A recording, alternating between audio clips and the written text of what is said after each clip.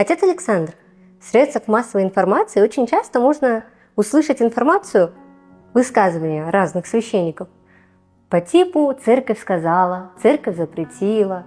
А что вы думаете на этот счет? Как относиться к такому высказыванию?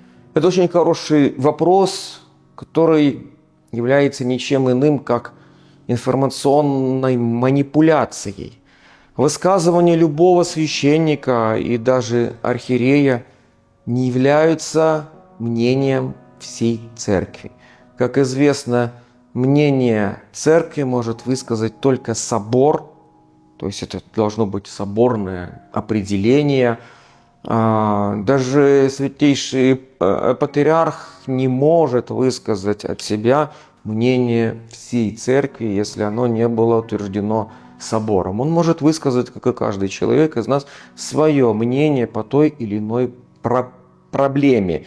Но манипулятивное использование таких фраз, как иногда можно увидеть часто в РПЦ, заявили, что там высказывание какого-то священника, которое вызывает массу хейта, на самом деле эта подача информации является ложной и лживой. Никто же не напишет там «отец такой-то сказал, что так-то, так-то и так».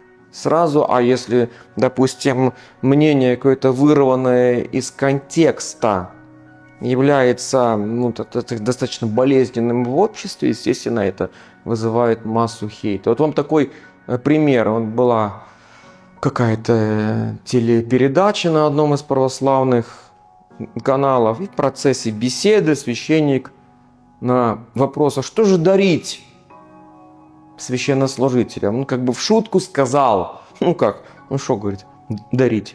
Наверное, яхты, мерседесы, дома на Рублевке. Как это было заявлено? Было сказано, знаете, в шутку, с такой искоркой озорства. Но во что это вылилось? В РПЦ призвали дарить священникам машины премиального класса, яхты и элитную недвижимость. Вот так все можно переврать и сказать, как бы по факту можно сказать, он же сказал так, сказал, но опять же контекст. Было сказано в шуточной форме, а как это все извращается. Поэтому борьба мира с церковью, она никуда не делась, не исчезла. Она продолжается и принимает наиболее такие деликатные и вместе с тем изощренные формы. Помните это.